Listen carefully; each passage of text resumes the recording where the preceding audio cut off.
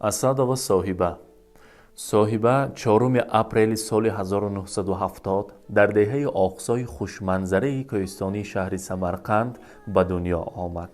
تحصیل ابتدایی را در خود همین زادگاهش گرفت و بعد ختم مکتب که شوقمندی زیاد به ساحه طب داشت، در مد کالج تحصیل خود را دوام کرده صاحب لوازم دکتری زنانه شد و با این خلط سفید طول چندین سالها کار کرد.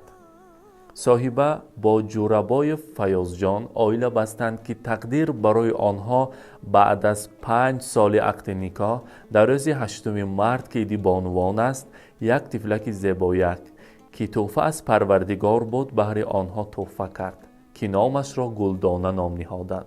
بعد از به دنیا آمدن گلدانه در آن خانه باز شادی ها پی هم شد و گلزاده و گللاله دختران به دنیا آمدند.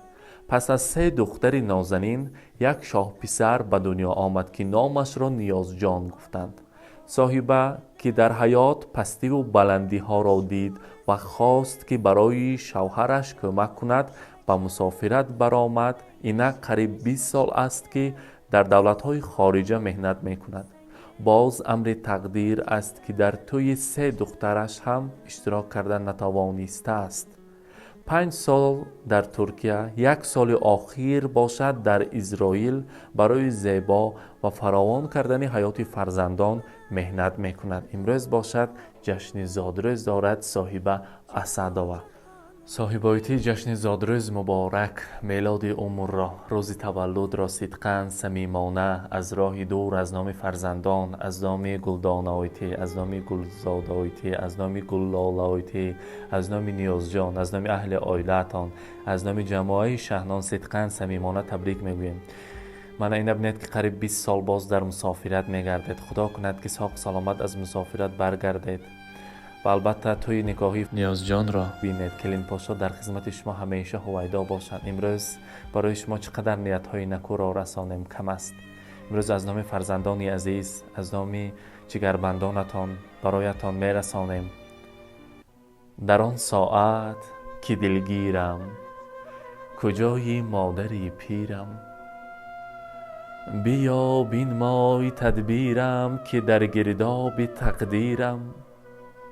سرم خواهد نوازش های دستان تو را امروز، دلم خواهد نگاهی گرم چشمان تو را امروز.